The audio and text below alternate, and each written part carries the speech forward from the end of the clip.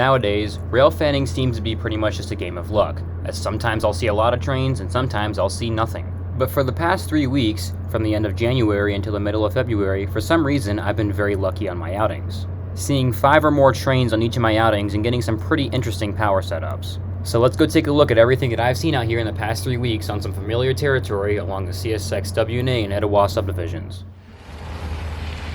We start out on the rainy morning of Saturday, January 27th, 2024, as we're set up at South End Ackworth with a green signal for southbound loaded rail train W&O11, as I had no idea this train was even out this morning, and I'm glad I caught it, as it had a very good lash up at the head end.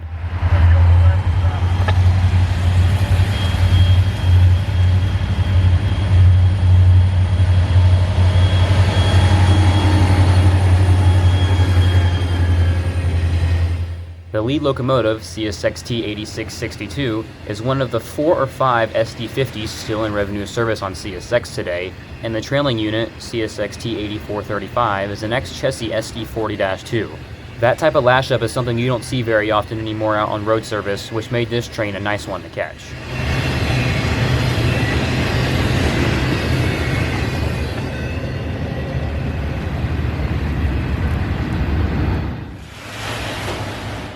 After W&O11, we wouldn't be able to move far north at all, as southbound autorack/intermodal combo I-141 was coming south right on their tail. 141 is a new train back to the W&A, starting its service on this line back in December of 2023, and this would be the first time that I would catch it.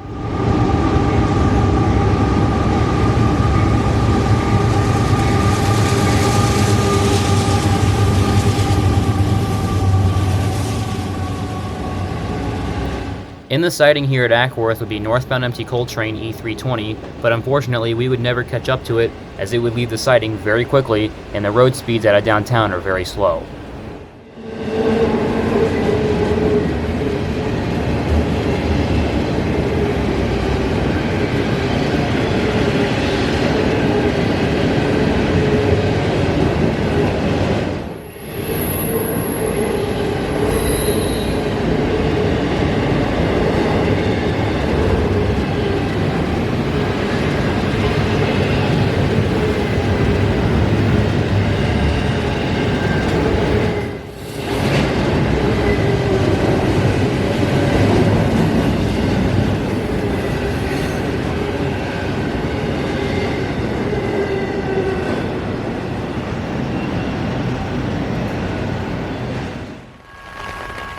We would now head up north on the Etowah sub to Rydell, Georgia for our main interest of the day, as southbound loaded grain train G685 out of Marion, Ohio down to Valdosta, Georgia makes its way down the Etowah sub.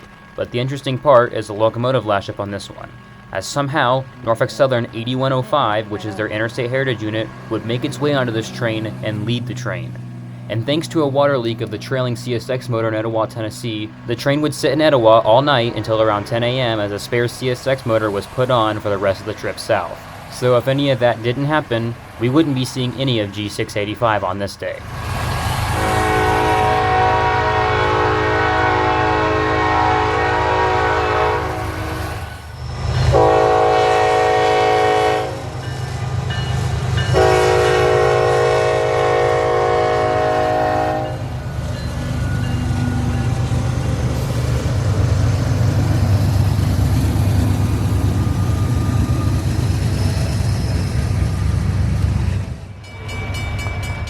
We would jump in the car after the locomotives passed to head down to Wyvern, and I'm glad we did, as we only made it here with about a minute and a half to spare before he would show up, as he'd be doing every bit of track speed through here on his way south towards Cartersville, Atlanta, Waycross, and Valdosta.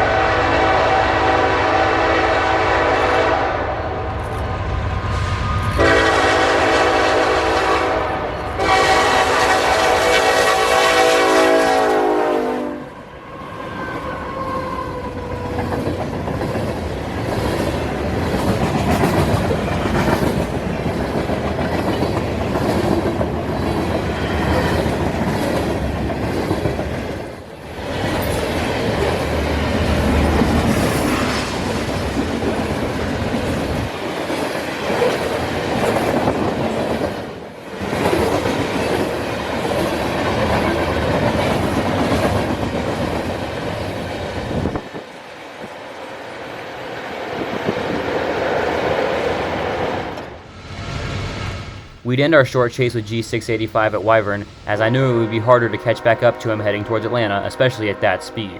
And there was one more train that I was trying to catch over on the W&A side before I would leave, being southbound Manifest M647. So I would head over to the south end of Martin Marietta for him. And it wasn't the lead motors that caught my attention, but rather the DPU. The DPU would be CSXT 1973, which is the Chessie Heritage unit, which is one that I had not seen yet.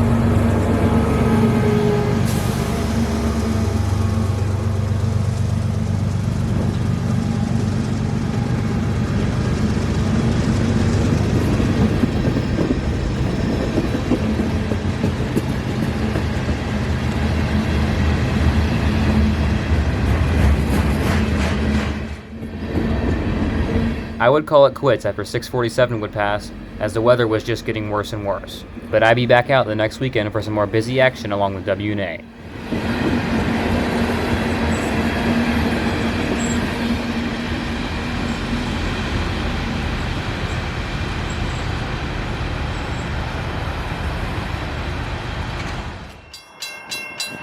We're back out the next weekend on Sunday, February 4th, as we're set up at the north end of Emerson, as a meet has already been set here between southbound Manifest M583 and northbound Empty Coal Train E320. 320 is already in the siding here waiting on 583, as he had to finish his work at Cartersville, and now he's on the move south, climbing up the shallow but steady grade to here at Emerson with a long train in tow.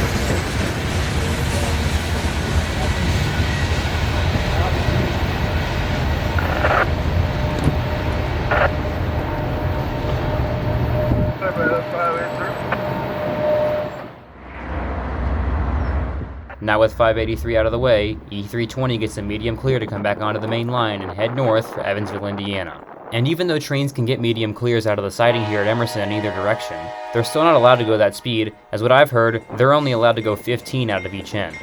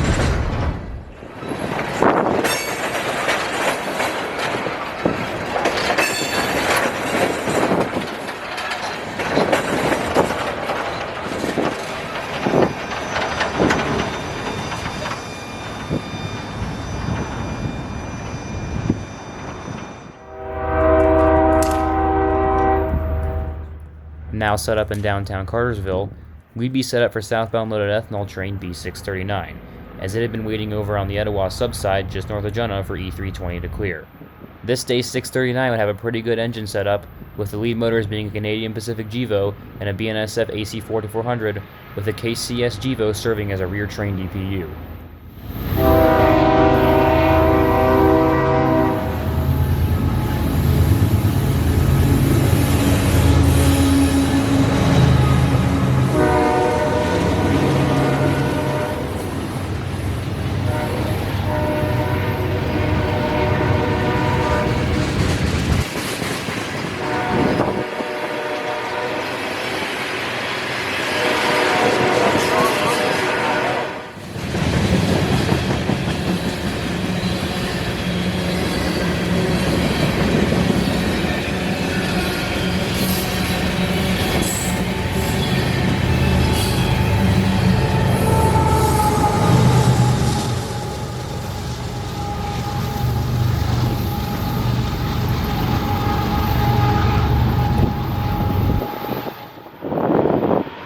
Another 30 minutes would pass when all of a sudden I-141 would sneak up on me, flying south through downtown towards Atlanta.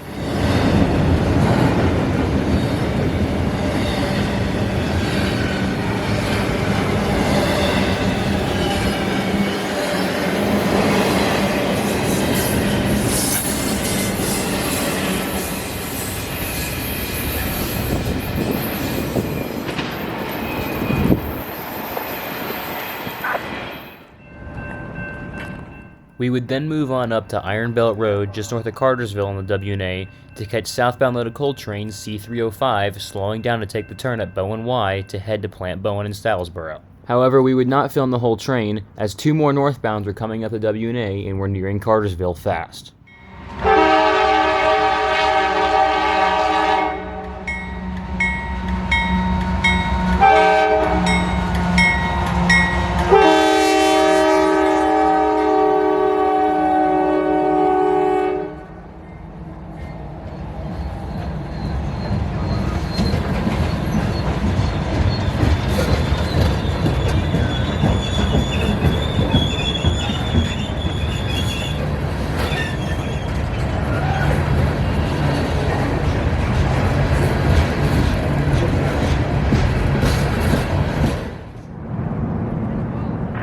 We would get back to Cartersville, but with only about 5 minutes to spare, as northbound manifest M582 comes up the W&A subdivision, and with no work to do at Cartersville, he'd be doing every bit of track speed through here on his way to Chattanooga and eventually Radnor Yard in Nashville, Tennessee.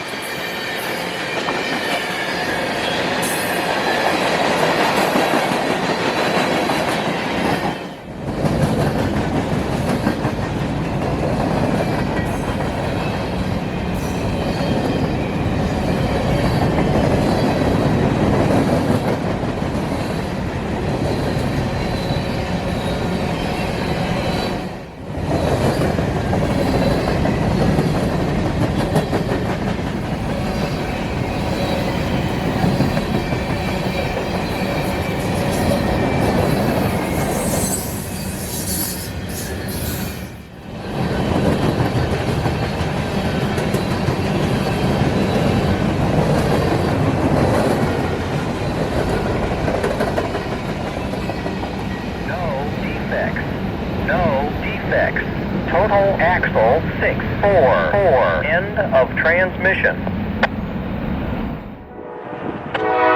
Right behind 582 running on approaches would be northbound empty grain train G304, coming out of Athens, Georgia, running up to Evansville, Indiana.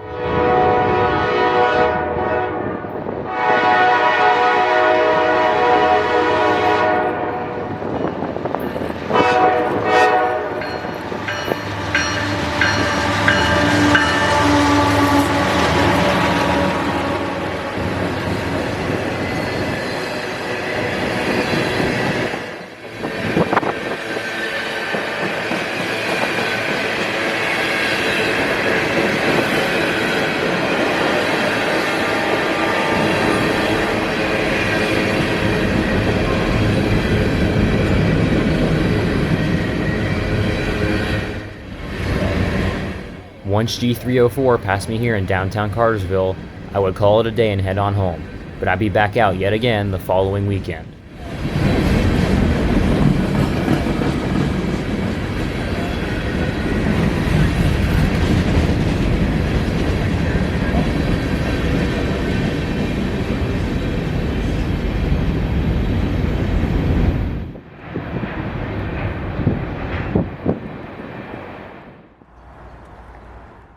We're back out again just 6 days later for the third weekend in a row on Saturday, February 12th, 2024, as we're set up at North Ackworth, as a meet has been set up between two trains, the first one being southbound I-141 taking the siding here at the north end.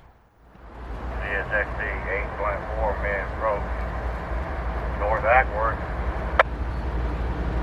I-141 08, south Athens.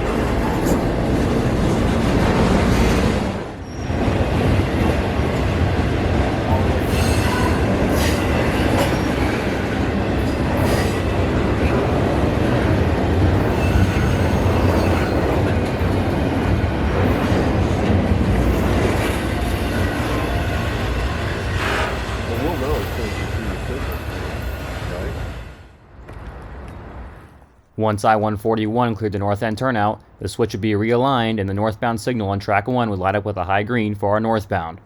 This northbound would turn out to be empty ethanol train B820, and ironically, the locomotive lash up on this one would be the exact same as the one that was on the B639 the weekend prior, now with all the power on the head end as it heads back north for Bensenville, Illinois.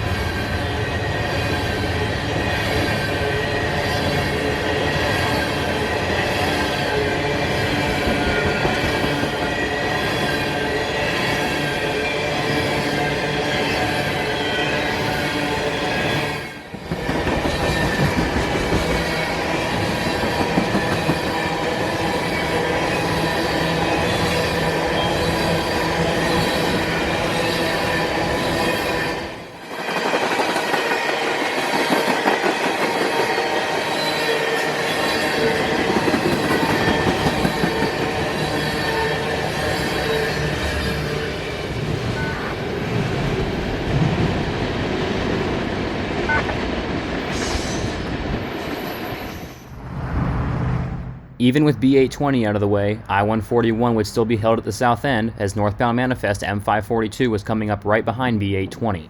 And this 542 would have the best lash up of the year for me so far, as the lead motor would be CSXT 4587, an ex-Conrail SD70 Mac rebuild with two YN2 AC4400s trailing behind it.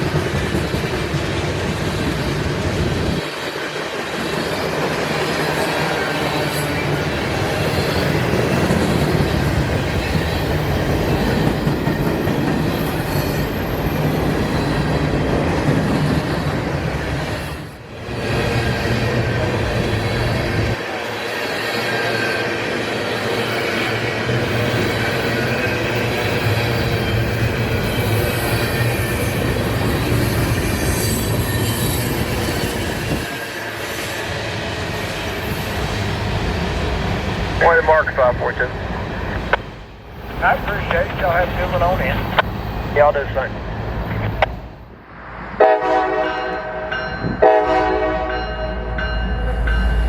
Now with 542 out of the way, I-141 gets the medium clear out of the south end of the siding to head for Atlanta and ultimately its final destination of Duval Yard in Jacksonville, Florida.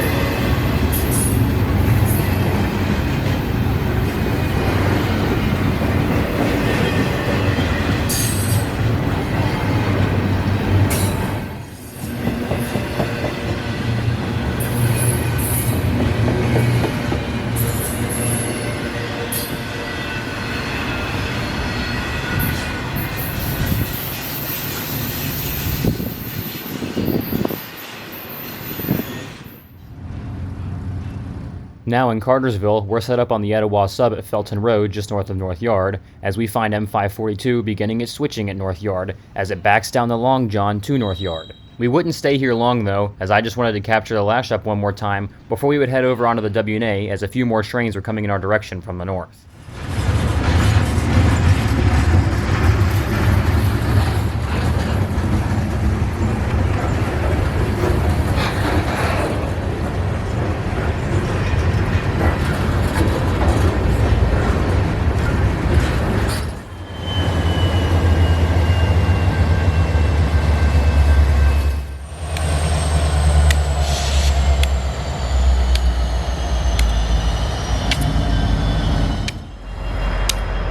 Seeing this lash up nowadays really makes it feel like you're not in 2024, and I'm glad that CSX has continued on their SD70 rebuild program, as these locomotives are one of my favorites, and they've become less and less common to find out on road service on other railroads.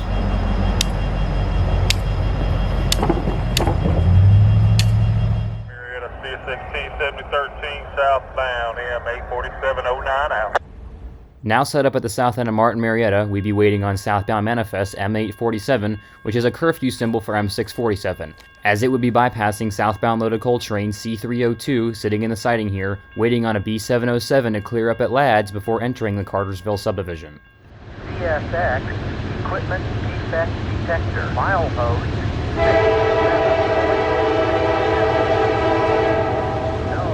6. No defects.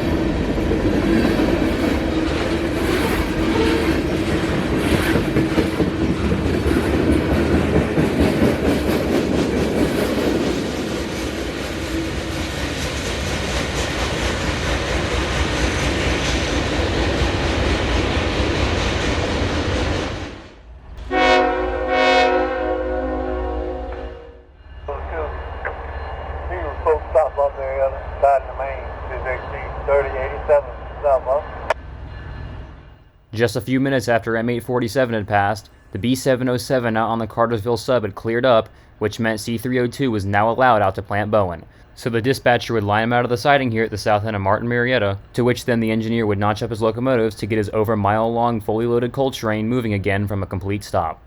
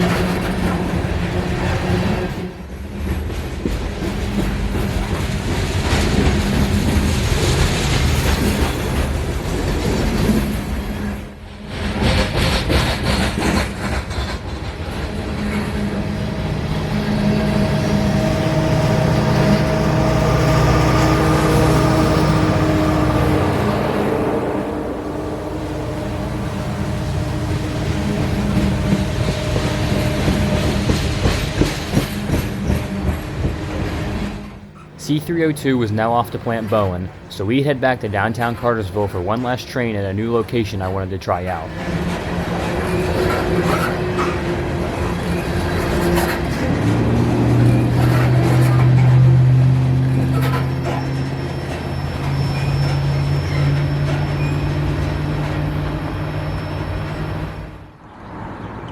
The new spot in mind would be the Church Street overpass in downtown Cartersville, as we would set up for a southbound loaded coal train coming off the Etowah sub. The train would be symboled C853, and the odd thing about this one is that it usually originates in Carcel, Indiana, and runs via Birmingham, but for some reason, this one originated in Corbin, Kentucky, and ran down the Etowah sub. And there really wasn't anything out of the ordinary on this one, just 3 GEVOs leading a string of loaded coal hoppers. But I'm glad I decided on this shot, as it came out way better than I expected, which means y'all will definitely be seeing more from up here in my future videos.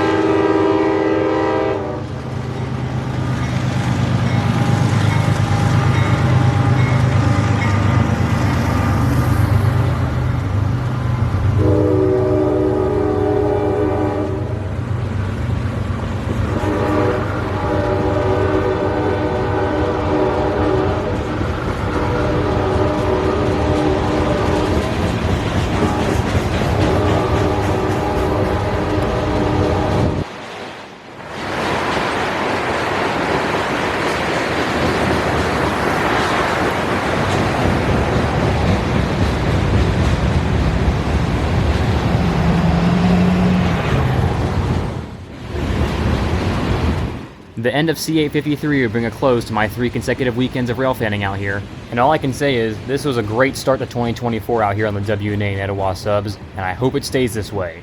But until next time, this is Georgia Rail Productions saying so long from Cartersville, Georgia, along the CSX W&A subdivision.